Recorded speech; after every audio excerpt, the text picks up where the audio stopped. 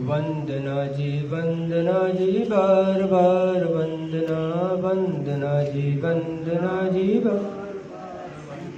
अरहंत जी की वंदना, सिद्ध जी की वंदना, अरहंत जी की वंदना, सिद्ध जी की वंदना।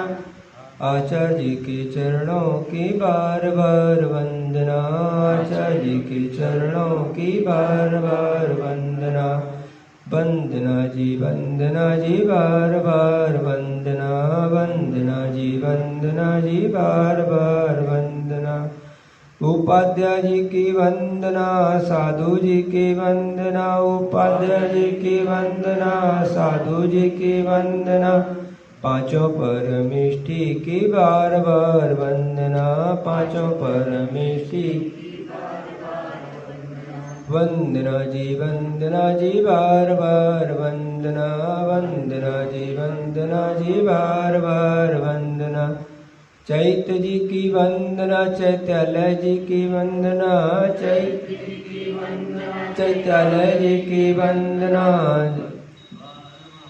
जिन धर्म के चरणों की बार बार वंदना, जिन धर्म के चरणों की बार बार वंदना।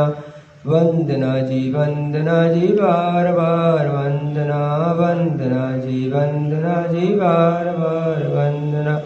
जिन आगम जी की वंदना, जिन वाणी जी की वंदना, जिन आगम जी की वंदना, जिन वाणी जी की वंदना। नवदेवता के चरणों की बार बार वंदना, नवदेवता के चरणों की बार बार वंदना। वंदना जी बार बार वंदना, वंदना जी बार बार वंदना। आदि प्रभु की वंदना, बाहुबली की वंदना, आदि प्रभु की वंदना, बाहुबली की वंदना। पारस प्रभु के चरणों की बार बार वंदना, पारस प्रभु के चरणों की वंदना जी बार बार वंदना, वंदना जी बार। ज्ञान सागर की वंदना, विद्या सागर की वंदना, ज्ञान सागर की वंदना, विद्या सागर की वंदना। पवित्राचार्यों की बार बार वंदना, पवित्राचार्यों की वंदना जी बार बार वंदना, वंदना जी बार बार वंदना। बड़े पार्श्वनाथ भगवान की जय। 1000 चंदा प्रभु भगवान की जय। शासन नायक भगवान महावीर स्वामी की जय। पंच परमेष्टि भगवान की जय। द्वासांग दिन वाणी माता की जय। गुरुनाम गुरु आचार्य ज्ञान सागर महाराज की जय। आचार्य विद्यासागर मुनि महाराज की जय। समय सागर उपसारी दिन कमनौनी महाराजों की जय। मुनि प्रयोग सागर महाराज की।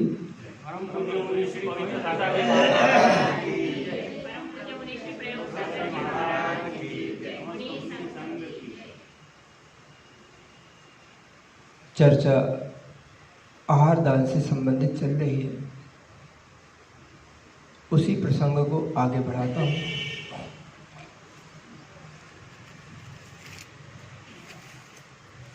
सबसे पहले आहार दान के लिए ये मंत्र सीखना बहुत जरूरी है। वो मंत्र है मन शुद्धि, वचन शुद्धि, काय शुद्धि, आहार जल शुद्ध है, नमोस्तु महाराज। आप लोग उसके साथ बहुत सी बातें जोड़ देते हैं, जैसे नमोकार मंत्र मूल मंत्र है, रोम ह्रीम अरहम होम फट स्वाहा सर्व रक्ष रक्ष स्वाहा, ऐसा बोल देते हैं। इसी तरह इस मंत्र के बीच में आप लोग नवदा भक्ति से आहार देता हूँ, सम्यक्त को ग्रहण कर लिया है, मिथ्यात्व को छोड़ दिया है, हे स्वामी अंजलि जोड़कर, मुद्रा छोड़कर अंजलि जोड़कर आहार ग्रहण कीजिए, ऐसा ऐसा बोलने लगे हैं आप। लेकिन मूल में तो सिर्फ इतना ही है, मन शुद्धि, वचन शुद्धि, काय शुद्धि, आहार जल शुद्ध है। नमोस्तु महाराज जी, आहार ग्रहण कीजिए। अब ये भी बोलना पड़ेगा, हाथ भी धो लीजिए महाराज जी, फिर कायस्वर भी कर लीजिए महाराज जी, अब खड़े भी हो जाइए महाराज जी। और वो समझ में नहीं आता लोगों को कि मुद्रा छोड़ना है कि अंजलि बनाना है कि अंजलि छोड़ना है। कि कई लोग इसको अंजलि बोलते, कोई इसको अंजलि बोलते, कोई इसको मुद्रा बोलते। इसलिए महाराज जी स्वयं समझदार हैं। आप तो इतना बार बोल लीजिए किसी समझदार व्यक्ति से कि भैया भोजन तैयार हो गया है, भोजन तैयार हो गया है, कि मतलब हमको हाथ भी धोना है, पैर भी धोना है, थाली भी उठाना है, गिलास भी रखना है, पाटा भी रखना है, जिसको हमारी भाषा में मोंदरा बोलते थे, जिसके ऊपर थाली रख के भोजन किया जाता था, पाटा वगैरह, है ना। फिर वस्त्र भी उतारने हैं, फिर टॉवेल भी नीचे बिछानी है। ये सब बताने की जरूरत नहीं है, इतना ही पर्याप्त है कि भोजन तैयार हो गया है।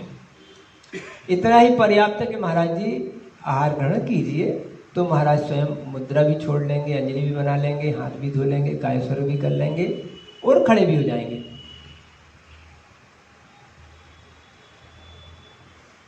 अब बात यह है कि मन शुद्धि, वचन शुद्धि, काय शुद्धि, आहार जल शुद्धि। तो मैं बात आहार जल शुद्धि से कर रहा हूं। नीचे की पायदान से ऊपर की पायदान चढ़े। पहले बिना का भी गीत माला चलती थी, तो नीचे की पायदान से ऊपर की पायदान तक अमीन सयानी भजन गानों को ऊपर ले जाते थे। तो मैंने जी की पायदान, और जो मुख्यता से जरूरी चीज है, क्योंकि मन किसने देखा, वचन आपके कितने सही हैं, और काया को कोई थर्मामीटर नहीं है। आप भी कितनी शुद्धि उनके बारे में पालन करते हैं और कैसी की जाती है, वो अलग अलग है। इसलिए मैं पहले आपकी आहार शुद्धि के बारे में चर्चा करना चाहूँगा।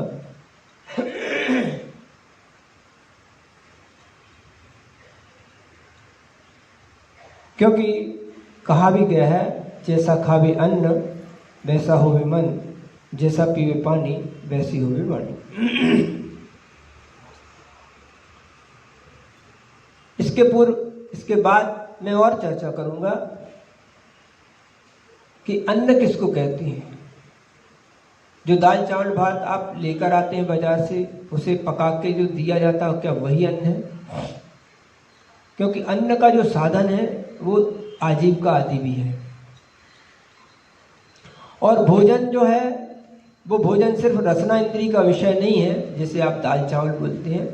भोजन 5 प्रकार के हैं: स्पर्श का, रस का, गंध का, वर्ण का, कर्ण का और कदाचित मन का। ये 6 प्रकार के आहार हैं। तो बात अभी आहार जल जो रसना इंद्री का विषय है, मैं उसकी बात करूं। समय रहा तो इन 5 आहारों की और भी चर्चा करूंगा।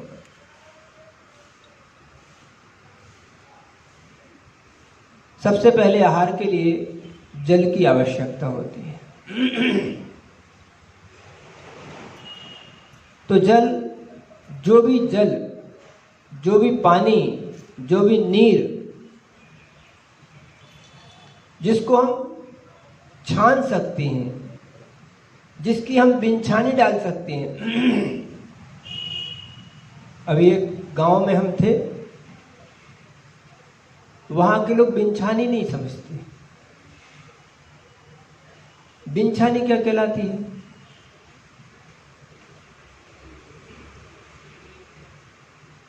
जिस जल को कपड़ा लगाकर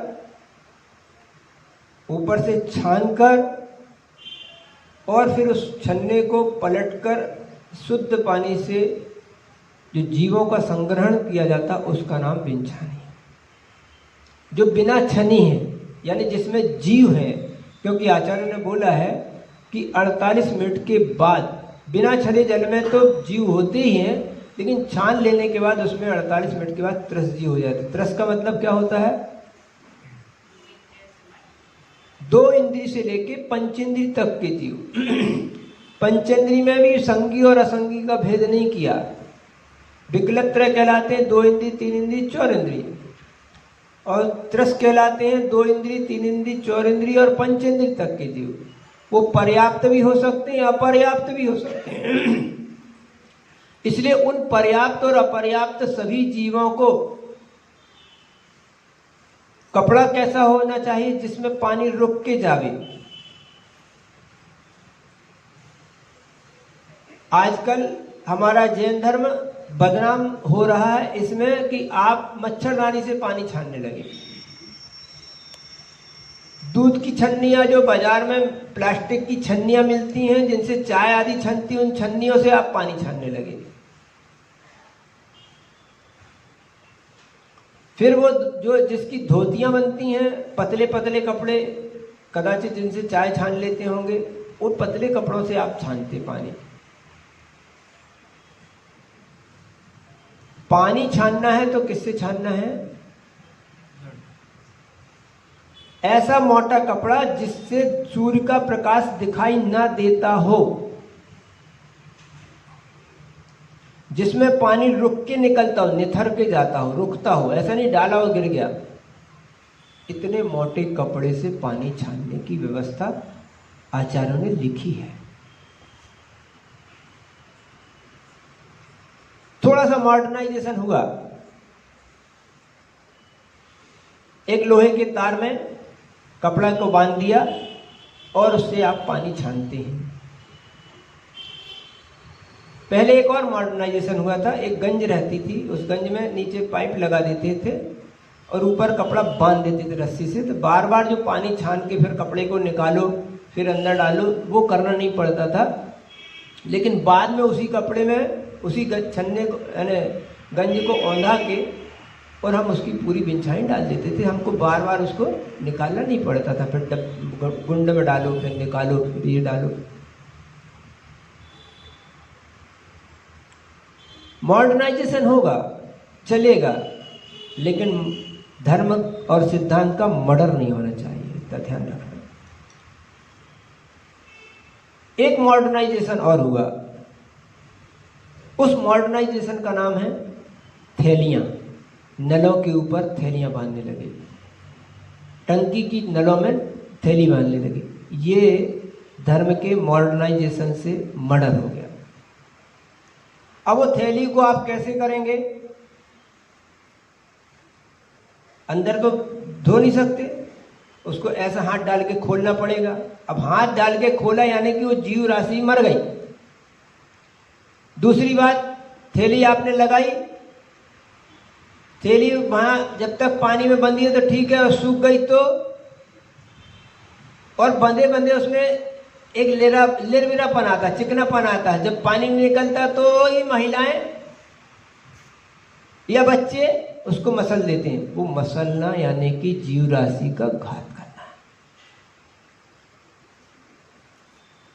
अनछने पानी में कदाचित जितने जीव राशि की हत्या नहीं होगी, उतनी से ज्यादा हत्या तो उस छन्ने में जो थैली में होती है, क्योंकि उसमें और अतिरिक्त जीवोत्पत्ति होती है।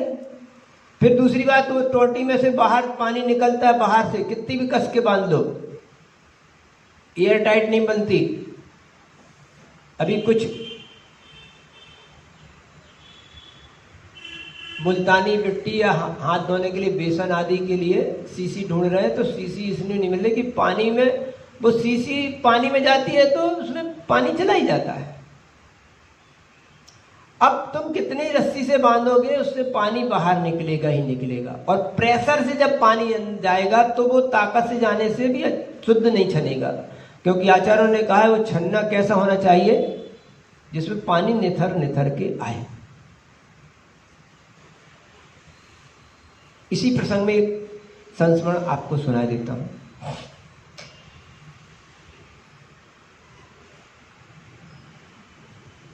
आचार्य महाराज बुंदेलखंड में क्यों रुके हैं, इसके पीछे का कथन पता है आपको? आचार्य महाराज के मुख से एक संस्मरण सुना कि मैं बुंदेलखंड में क्यों रुका हूं। तालबेहट के पास की बात है, ललितपुर के पास तालबेहट, झांसी और ललितपुर के बीच में एक गांव पड़ता तालबेहट। वहां कहीं आचार्य जी जब पहले पहले आए थे सन 78 के आसपास राजस्थान से, तो वे किसी छत पर किसी स्थान पर बैठे हैं और देखते हैं एक बालक पानी भरने के लिए कुएं पे जा रहा है। सामान्य से कोई व्यक्ति अगर पानी भरने कुएं पे जाता है तो कुआं हो, तालाब हो, बहुत बड़ी तालाब जिनका पानी पिया जाता हो, बांध हो, नदी हो, उन सब का पानी पीने योग्य है। तो वो तालाब पे गया, वो कुएं पे गया, और कुएं पे अगर आप बर्तन लेके जाएंगे तो कितने बर्तन लेके जाएंगे, कितना सामान लेके जाएंगे, पानी भरने जाएंगे? एक छन्ना, एक बाल्टी या गुंड जिससे पानी खींचना, और एक वो बर्तन जिसमें पानी आपको छानना है। 3 ही बर्तन ले जाएंगे ना, 3 ही सामान या 4 सामान, रस्सी होगी, छन्ना होगा, 2 बर्तन होंगे जिससे एक से खींचना और एक को छानना, 4 के अलावा नहीं। आचार्य ने देखा कि एक लड़का 6 बर्तन लेके 6 आइटम लेके गया, तो आचार्य को जिज्ञासा हुई कि ये लड़का 6 चीजें क्यों लेके जा रहा है, पानी भरने कुएं पे जा रहा है तो 6 चीजें लेके क्यों जा रहा है? अब उसके पास क्या क्या था? एक छन्ना था, पहले रस्सी थी, छन्ना था, बाल्टी थी, एक गुंड थी, एक परात थी और एक लोटा था। ऐसे 6 आइटम लेके गए। जब 6 आइटम लेके गया तो उन्होंने देखा कि देखते हैं ये क्या करता है, ये लोटा और ये परात किसके लिए ले जा रहा है। तो उस व्यक्ति ने, उस बच्चे ने पहले परात, समझते ना, बड़ी परात, कोपर, हम लोग कोपर बोलते हैं उसको बुंदेलखंड में, छोटी हो तो कोपरिया और बड़ी हो तो कोपर। भजन सुने होंगे आपने, पाँव धुला दे कोपरिया में, आहार करा दे हथनियन में, है ना। तो कोपरिया मतलब छोटी होगी और बड़ी हो तो कोपर। वैसे एक हिंदी की विशेषता बता देता हूँ कि जो भी बड़ी चीज होगी, स्त्री पुरुष का समानता की बातें करती है ना अधिकांशतः। अभी हरियाणा सरकार ने, कौन सी सरकार ने 50% विधानसभा में महिलाओं को आरक्षण दे दिया। तो उन्होंने बताया कि बड़ी जो भी वस्तु होगी वो पुल्लिंग होगी और छोटी जितनी होगी सब स्त्रीलिंग होगी। कोपर कोपरिया, टुकना टुकनिया, सुपा सुपलैया, चमचा चमची, है ना। तो ऐसा कोई भी वस्तु छोटी होती है तो वो स्त्रीलिंग होती है और पुल्लिंग बड़ी ही होती है। तो वे व्यक्ति, वैसे अभी ये भी चल रहा है लड़का लड़की समान, लड़का लड़की समान, लेकिन रिजल्ट आएगा तो लड़कियों का रिजल्ट अलग और लड़कों का रिजल्ट। ये लड़के भी ऐसे हैं, कुछ बोल नहीं रहे। अरे जब लड़का लड़की समान है तो अलग अलग रिजल्ट क्यों? मतलब लड़कियों ने पछाड़ा, लड़कों को पछाड़ा।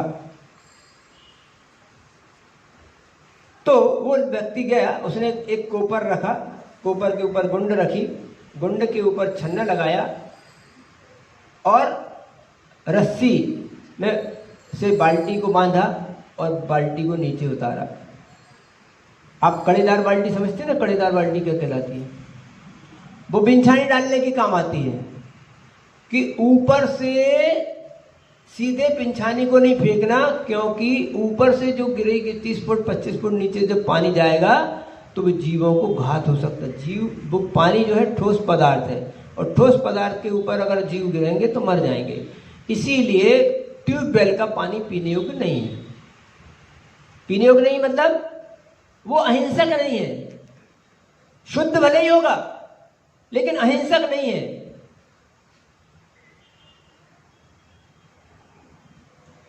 क्योंकि ऊपर से जब आप बिंछानी डालते हैं तो वो सरकते हुए पाइप के माध्यम से नीचे जाती, घर्षित होकर जाती है, तो उसकी सब जीव राशि खत्म हो जाती है। इसलिए ट्यूबवेल का पानी, चाहे वो कितना ही बड़ा ट्यूबवेल हो, लेकिन आपको पंछानी ऊपर से डालनी पड़ेगी, उसमें नीचे बाल्टी नहीं जा सकती। इतना चौड़ा ट्यूबवेल हो जिसमें बाल्टी पलट सकती हो तो ठीक है, आप कड़ा डाल दो, बाल्टी पलट जाए तो ठीक है। लेकिन इतने ट्यूबवेल नहीं, वो 12 इंची 13 इंची के होते हैं, तो 12 इंची में एक पाइप जैसा सिलेंडर डालते हो, खींचते डालते हैं, इसलिए उसमें, और वो इतना भारी रहता है कि बहुत घात होता है। तो बाल्टी को धीरे धीरे डालो, फिर उसको खींचे, और खींचने के बाद उस लड़के ने क्या किया, बाल्टी को नीचे रख के लोटे से पानी डाल रहा था, धीरे धीरे आहिस्ते आहिस्ते। आप कैसे डालते हैं? जो छन गया वो हमारा, और जो जितना बह जाए वो, मतलब उनमें जैसे जीव नहीं होते हो। अरे जो पानी अतिरिक्त बाहर गिर रहा है वो भी अनछना है, और अनछने जीव में, पानी में जीव होते हैं, इसलिए जीव का घात होता है। इसलिए उस व्यक्ति ने क्या किया, उस बच्चे ने क्या किया, उसकी माँ ने क्या सिखाया कि गुंड के बीच में आप एक कोपर रखो, अगर वो अनछना पानी गिरे तो बाहर नहीं जाए, कोपर में रहेगा तो मैं फिर से छान लूंगा उसको।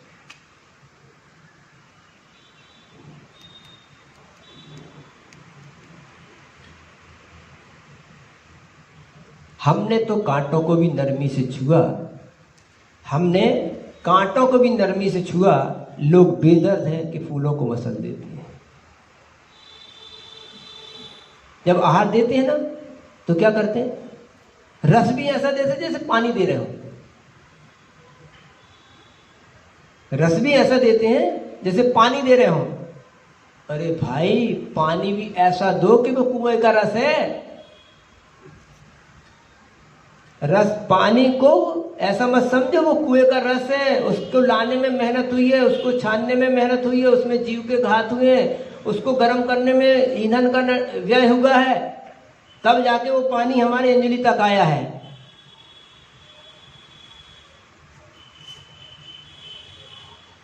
ऐसे भी मुनि महाराज हुए हैं, तीर्थंकर परमेष्ठी जब आहार लेते हैं तो उनके नीचे बर्तन नहीं लगाया जाता, उनकी अंजलि से एक बूंद भी जल नहीं गिरता। ये तीर्थंकरों की विशेषता होती है। वो जो बर्तन रखा है वो बर्तन भरने के लिए नहीं रखा है कि उसको भरना है, वो तो इसलिए रखा है कि अगर मान लो कुछ गिरे जाए तो जीवों का घात नहीं हो और चौके में अशुद्धि या गंदगी नहीं दिखे, इसलिए उसको पात्र को रख दिया गया है। इसके लिए नहीं रखा कि आप उसको भर दें। तो वो जल वो ऐसा डाल रहा था। ओ हो, ऐसी संयम, ऐसी विनय, ऐसा आदर जल के प्रति और जीवों के प्रति जिस प्रांत में है, ऐसे प्रांत को छोड़ के जाने की जरूरत नहीं है। इसलिए आचार्य बुंदेलखंड में होता है।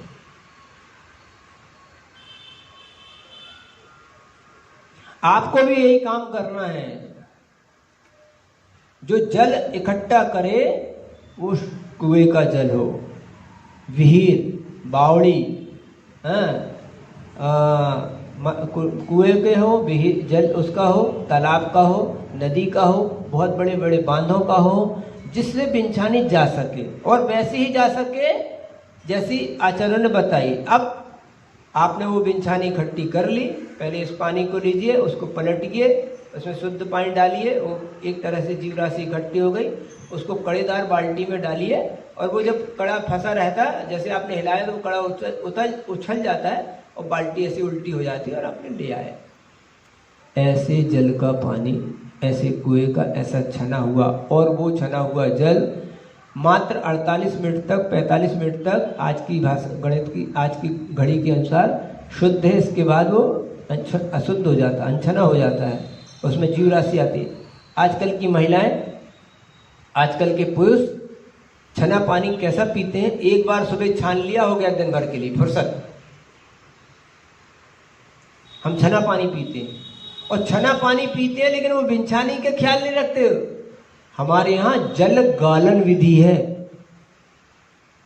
तो वो जल गालन विधि का मतलब ये है कि आप उसकी बिंछानी डालिए। अगर आपने उसकी बिंछानी नहीं डाली है तो जल छानो या नहीं छानो कोई मतलब नहीं।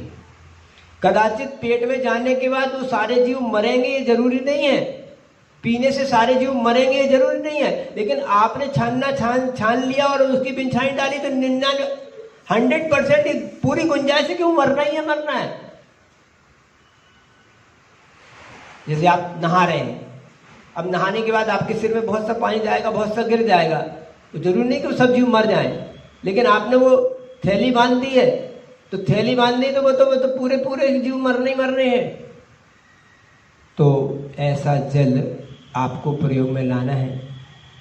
यदि आप स्वयं उसका सेवन करते हैं, पान करते हैं, तो फिर वहाँ पर ऐसे जलों से दूर रखा जाए कि जहाँ पर अनछना जल रखा हो, जहाँ पे नल का पानी रखा हो, जहाँ पे आरओ का पानी रखा हो, जहाँ पर अन्य अन्य प्रकार के जल रखे हो, कदाचित वहाँ पर नारियल का भी पानी रखा हो।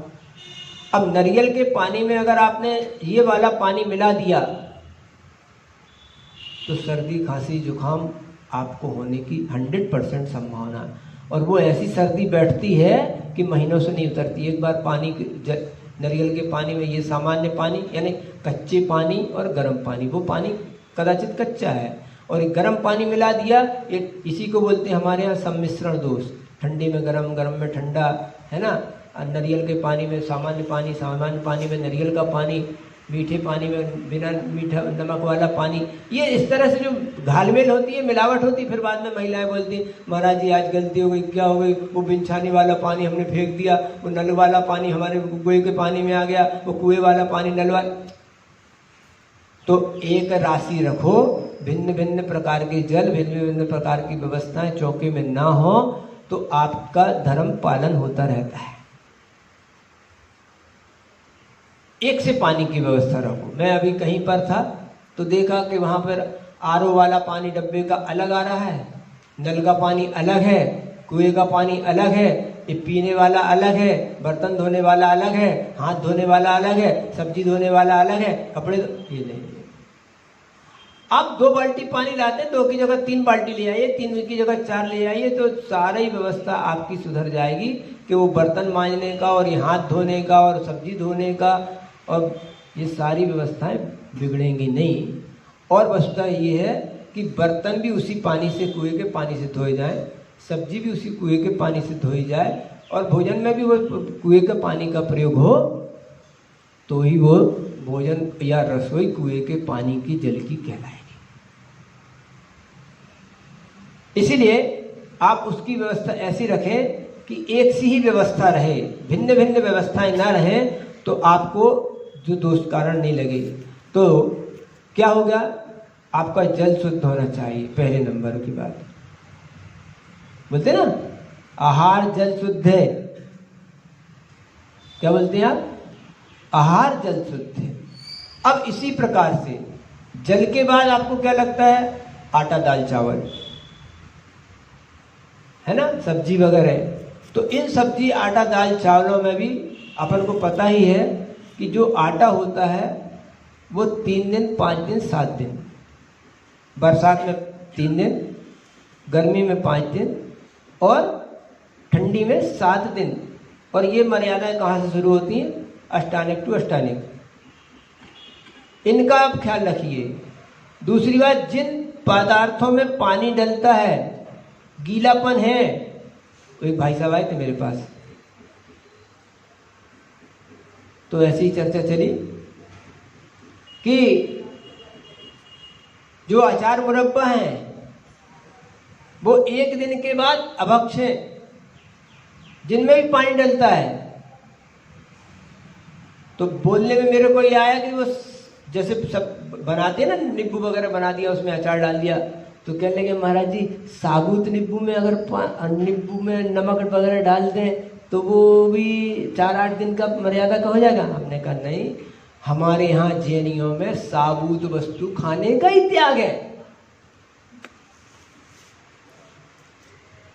अगर आप काजू भी खा रहे हैं तो उसको 2 फोड़ो, बादाम भी खा रहे हैं तो 2 फोड़ो। साबुत वस्तु सीधी सीधी खाने का हमारे यहाँ त्याग है। उसे आप खोलिए, शोधन कीजिए, शोधन करने के बाद ही उसे खाने योग्य है। उसे साबुत का साबुत, भले वो डिब्बों में कीड़े नहीं होते हैं 99%, फलानी वस्तु शुद्ध ही होती है, लेकिन इसके बाद भी उसको, इसीलिए जो असहमी लोग होते हैं उनको असहमी माना जाता है, जो बिही को, सेव को, केला को सीधे सीधे मुंह से लगा के खाते। आप उसे छीलिए, बनाइए, हैं, बनाने के बाद उसका शोधन कीजिए और फिर करिए। इसीलिए और कई चीज़ें, जैसे भिंडी बनाते हैं तो भिंडी कैसे बनानी, लंबी बनाना, गोल गोल नहीं बनाना। कदाचित ककड़ी बनाना तो गोल गोल बनाना, उसको लंबी नहीं बनाना। क्यों, भिंडी अगर आप ऐसे बनाते तो उसकी शोधन हो जाती, गोल गोल बनाने में उसके बीच में अगर जीव राशि कोई हो तो उसका शोधन नहीं होता है। तो ये है। और बोलने में हमारे यहाँ कैसे बोलते हैं, बना लो, संभाल लो, शोध लो। आप क्या बोलते हैं, ये काट लो, वो काट लो, इसीलिए केक नहीं खाते कई लोग। क्यों? केक को बोलते समय बोलना पड़ता है कि काटो। केक काटा जाता, बनाया नहीं जाता। तो काटना, पीटना, ठोकना ये हिंसात्मक शब्दावली है। इसीलिए ऐसी शब्दावली भी चौके के अंदर बोलते समय हमारी हड्डी मजबूत होती है, इससे खून बढ़ता है, इससे पेट साफ होता है, ये नहीं।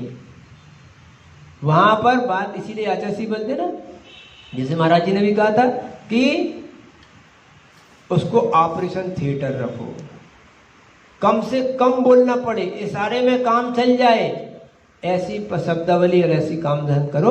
और एक बात जैसे बोलते ना, कांटे से कांटा निकलता है, बात से बात निकलती। एक बार बात कोई शुरू होती है, फिर वो बोलेगा, फिर वो बोलेगा, फिर वो जवाब देगा, फिर वो जवाब देगा, और इस तरह से एक प्रसंग तैयार हो जाता है, फिर रुकता ही नहीं। इसलिए बोलते समय सावधानी रखें कि काटना, पीटना, हड्डी, जीव, खून, ये शब्द नहीं बोलने में आवे। चर्बी, हमने कहा महाराज उनकी चर्बी बढ़ गई, उनका मोटापा बढ़ गया, उनकी चमड़ी मोटी है, उनकी हड्डी पतली है, वो हड्डी मोटी है, उनकी हड्डी ऐसी है, उनका खून ही ऐसा है। ये शब्दावली भोजन की शाला के बीच में नहीं होती है। समस्या इस बात की है कि चाकू पे खरबूजा गिरे या खरबूजे पे चाकू, कटना खरबूजे को है। जो कुछ करो आप, हमारे पास एक ही इलाज है, अंतराय करो। मरना किसको? भविष्य प्रयोगशाला। बस आप तो बोल के चले गए। ऐसा भी नहीं है कि एक बार हमने अंतराय कर दिया तो इसका मतलब है कि पूरे गांव भर के सुधर गए या पूरी समाज सुधर गई। अंतराय तो हर दिन होते हैं, लेकिन अंतराय हर दिन महाराज करते भी हैं, लेकिन आपकी वो आदत नहीं जाती है। इसीलिए चौके में ऐसे कोई शब्दों को नहीं करें। और मान लो दिक्कत ये भी होती है कि कभी कभी ये होता कि 3 बार हमने ऐसी शब्दावली सुन ली, चौथे के यहाँ अंतराय कर दिया। मान लो सुनते सुनते थोड़ा सा हो गया, करे बार बार ऐसा हो रहा, चढ़ दो, तो वो ये भी हो जाता है महाराज 3 जगह तो हम भी सुन के आए थे, आपने उस समय अंतराय नहीं किया, तो हमारे लिए अंतराय कर दिया। भाई 3 चोट लगती पत्थर नहीं फूटता, चौथी चोट में फूट जाता, तो 3 चोट बेकार नहीं गई। लेकिन वो सामने वाला बोलता कि चौथी चोट में क्यों फूटा, 3 चोटें कहाँ गई, खराब हो गई क्या? अब 3 के मान लो अंतराय नहीं किया, किसी एक चौथे के यहाँ जाके अंतराय हो गया या कर दिया, तो वो बोलता है कि महाराज आपने हमारे यहाँ अंतराय किया, उनकी 3 जगह तो नहीं किया। और नहीं किया तो फिर कब तक नहीं करें, और करें तो रोज रोज करें। तो इसलिए आप लोगों को इस चीज का ध्यान रखना। तो क्या होगा कि इस सब आहार की शुद्धि को ख्याल रखो। मात्र मन शुद्धि में इसलिए बोल रहा था कि मन शुद्धि, वचन शुद्धि, काय शुद्धि, आहार जन शुद्धि, 4 अक्षर आपने बोल दिए और अपने कपड़े सुखा के रख दिए और फिर उठा के पहन लिए और आहार को खड़े हो गए, इसका नाम शुद्धि नहीं है। जो मैं बात और बोलने की वो बोल के रहा हूं। अब रही बात, ये तो आहार पानी की हो गई। एक बात है जो सबसे बड़ी है, इसको बोलते हैं दूध और घी की शुद्धि और तेल की शुद्धि, जिसके बिना हमारा रसोई घर तैयार नहीं होता है। दूध 48 मिनट के बाद अभक्ष हो जाता है। पानी को हम छानकर उसकी बिनछानी जीव राशि को कुएं में भेज सकते हैं, लेकिन दूध 48 मिनट के बाद अनछना हो जाता है, उसकी जीव राशि गाय भैंस के थन पे नहीं भेजाई जा सकती है। इसलिए वो जैनियों के यहाँ सर्वथा अभक्ष माना गया है। जो लोग आलू प्याज का त्याग करते हैं, जो लोग वनस्पतियों का त्याग करते हैं, उन्हें पहले ये सोचना चाहिए कि क्या वो 48 मिनट के पहले का दूध पीते हैं। और ऐसे 48 मिनट में दूध दोहने के 48 मिनट के पेशतर वो मतलब पहले ही वह दूध गर्म हो जाना चाहिए, और गर्म हो जाने के बाद भी 24 घंटे तक ही उसकी सामग्री बनाई जा सकती है। चाहे दूध बनाओ, चाहे दही बनाओ, चाहे खीर बनाओ, चाहे खोवा बनाओ, चाहे जो बनाना हो सो बनाओ, 24 घंटे में उसका घी तक पहुंच जाना चाहिए। बाकी सारी चीज़ें समाप्त हो जाए, मतलब छेना बनाया हो, खोवा बनाया हो, खीर बनाई हो, वो 24 घंटे ज़्यादा से ज़्यादा चलेगी, इसके बाद खाने योग्य नहीं है। और घी, ऐसे दूध से बने घी को यानी 24 घंटे के अंदर उसका घी बन जाना चाहिए। चाहे आप मलाई से बनाओ, चाहे दही से बनाओ, और चाहे किसी, इसी को बोलते 8 पहरी घी। 8 पहर होते 24 घंटे, मतलब सुबह से शाम तक उसके घी बन जाना चाहिए। अब ऐसा घी जो बना है वो भले ही महीने भर रहे, 6 महीने तक रहे, अगर उसका स्वाद खराब नहीं होता है तो वो महीने 15 दिन, 2-4 महीने, 6 महीने, साल भर जो भी है उसकी सीमा उन्होंने ये लिखा है कि इसका स्वाद खराब नहीं हो, गंध खराब नहीं हो, तो वो सेवन करने योग्य है। जो लोग कदाचित मलाई इकट्ठी कर ली, 8 दिन में रख ली, फ्रिज में रख ली, ये कर ली, वो कर ली, जितने आप उसके साधन जुड़ाते हैं वो सही नहीं है। रोज के रोज उसकी मलाई का घी या मक्खन जो नैनू निकलता तत्काल उसका नैनू से घी बन जाना चाहिए। ऐसे घी का उपयोग आप साधु संतों को या जो त्यागी वृत्ति हैं वो शुद्ध है, वो जो आपका घी है वो शुद्ध की अपेक्षा ऐसा है कि उसमें चर्बी आदि नहीं मिली है, ऐसा शुद्ध तो है, लेकिन अहिंसात्मक शुद्धि नहीं है वो जो आप घर आदि में बना लेते हैं। 8 दिन का, 15 दिन की मलाई इकट्ठी कर ली, ये कर ली, वो कर ली, उसमें मिलावट रूप अशुद्धि है नहीं है, घर का है, शुद्ध है, लेकिन हिंसात्मक रूप से अशुद्ध है, वो हिंसात्मक है, क्योंकि आचार्यों ने कहा कि जिस दूध को 48 मिनट के पेस्तर गर्म कर दिया गया हो और वो 24 घंटे के अंदर मलाई से घी के रूप में परिवर्तित हो गया हो, वही अठपहरी घी त्यागी वृत्तियों, साधु संतों को या जो प्रथमात्माधारी लोग हैं जो अपने आप को मध्यमास मधु का त्यागी समझते हैं, उनके लिए शुद्ध है। अगर आपके पास ऐसा घी नहीं है, ऐसा दूध नहीं है, ऐसा व्यवस्था नहीं है, तो आप गर्म पानी अकेला पिला सकते हैं, कोई दिक्कत नहीं है, फल सब्जी दे सकते हैं, रोटी दाल चावल खिला सकते हैं। कोई साधु आपसे ये कहे कि आपने तो घी की व्यवस्था ही नहीं की, आपने तेल की व्यवस्था नहीं की, सूखा सूखा भोजन खिलाया, उनकी व्यवस्था अलग है, लेकिन हम आपसे ऐसा कहने नहीं आएंगे कि तुम तो चाहे जैसो लाओ, हमें तो खावे दो भैया, हमें तो बिना घी के काम नहीं चलता, ऐसा तो मैं बोलने वाला नहीं हूँ। तो उनके लिए भैया कम से कम ऐसा ही शुद्ध घी की व्यवस्था आप करो, शुद्ध घी खाओ, वही मर्यादा का कहलाता। ऐसे तेल पैकबंद डिब्बे का, यहाँ वहाँ का तेल ना हो। यदि आपके पास साधन हो, आपके यहाँ एक्सपेलर हो, तो एक्सपेलर पे आप अपनी धान्य शोधन करके ले जाइए, वहाँ एक्सपेलर में डाल दीजिए और वो जो निकला हुआ तेल है वो शुद्ध है। बाकी जो यहाँ वहाँ से आ रहे हैं और वो जो दूसरे लोग भी तैयार कर रहे हैं, लार्ज स्केल पर तैयार कर रहे हैं, ट्रकों से तेल तैयार करवाते हैं, शुद्धि का तेल तैयार कराते हैं, वो कोई भी हो, चाहे वो भैया जी हो चाहे कोई भी हो, वो वहाँ पर एक ट्रक धान्य के, एक ट्रक तेल के लिए 3 ट्रक, 2.5 ट्रक, 3 ट्रक धान्य को वो कोई बैठ के शोधन नहीं कर रहे हैं। इसलिए आप अपने हाथ का, इसीलिए आकर पढ़ा था अपन ने, कल ही सुना था कि अनुग्रहार्थम स्वस्याति सर्गो दानम, अनुग्रह के लिए स्वस्य अपनी वस्तु का अपने हाथ से देने का नाम दान है, दूसरे के हाथ से देने का नाम दास आदि दोष, नौकर आदि का दोष लगता है। इसलिए अपने हाथ से अपनी वस्तु तैयार कीजिए, उस पर अपने आप पर विश्वास है कि हाँ हमने ऐसा ही तैयार किया है, उसमें आपको दोष नहीं लगेगा।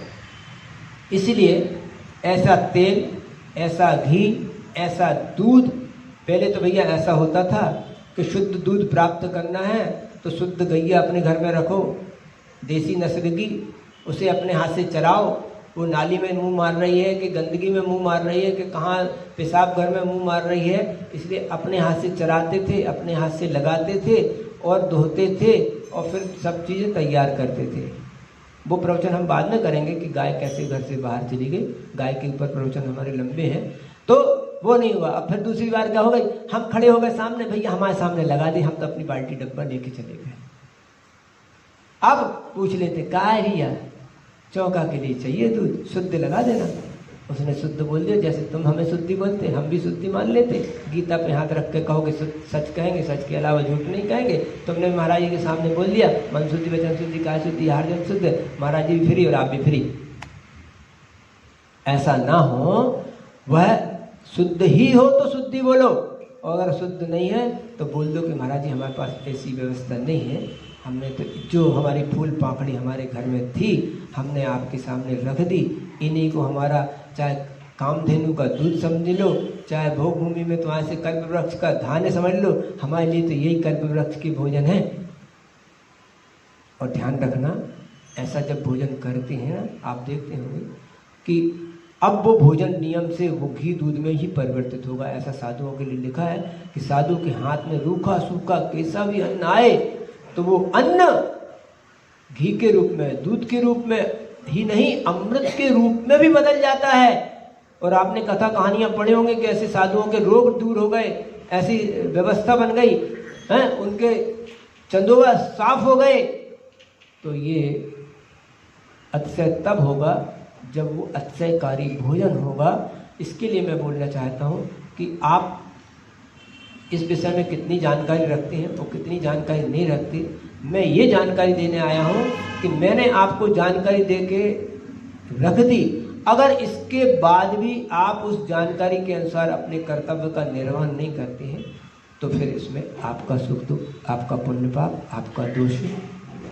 हमें ये दोष नहीं लगना चाहिए कि महाराज हम तो जानते ही नहीं थे, हम तो बस इतना ही जानते कि दूध गीली कर दो, सुखा दो और फिर पहन लो उसको, और मन शुद्धि, वचन शुद्धि, काय शुद्धि करके महाराज को तुरंत प्रतिष्ठित करके बुला दो और उनके हाथ में डालते जाओ। इसी का नाम आहार दान है। तो ऐसा ना हो, इसलिए इस विषय को मैंने आपके बीच में रखा।